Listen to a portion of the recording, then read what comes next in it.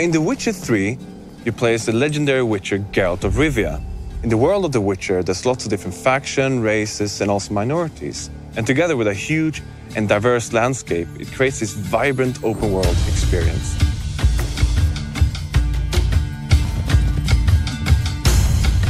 Witchers are outcasts. They're mutants, itinerant monster hunters who roam the world, hunting down and killing monsters, often for meager pay. Children destined to be witchers are taken from their parents and enter witcher schools. And the training there is grueling. And it ends with a series of mutations that impart the special abilities, the accelerated reflexes that render witchers uniquely suited to hunting down and killing monsters.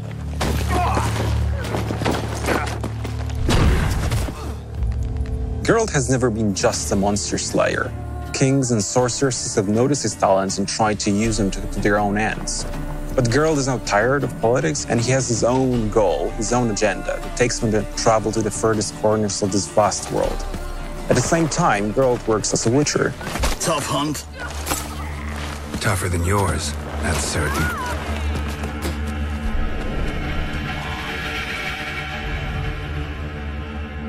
Monsters within the world are blend from legends: Norse, Western, Slavic.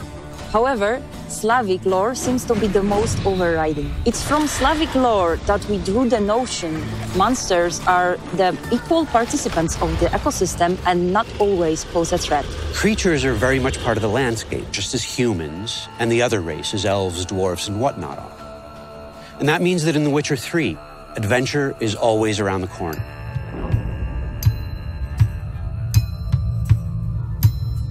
Well, the world of The Witcher 3 is actually 35 times bigger than the one presented in The Witcher 2. And has a huge diversity of different areas. You have the swampy, murky place of no man's land, where there's a danger around every corner, to the harsh climate of the Skellige Islands, where there's strong and proud people living there. And also you have the metropolitan of the north, called Novigrad. And it's a huge city, it's beautiful, it's like medieval Amsterdam, but it's also a different kind of danger lurking there, a much more cloak and dagger. What distinguishes the world of The Witcher is that it takes things fantastic and it grounds them, renders them believable, places them in mature contexts. The Witcher universe is a grim place, but even Geralt needs a break from killing ghouls and graveyors, be it to grab a pint and exchange jokes with his friends, or to follow one of his love interests.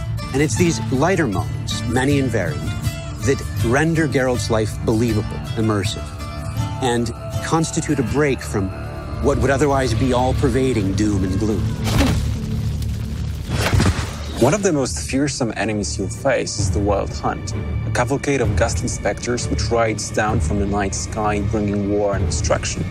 Based on European legends and folklore, the Wild Hunt is also an inherent part of the Witcher universe, so it's not just a random boss we pull out of a hat and place at the end of the corridor. In The Witcher 3, the Wild Hunt will take center stage and come right at you. It's as much the stuff of fairy tales that children tell each other as it is a force that comes in the night, in the deep of winter, to annihilate an entire village.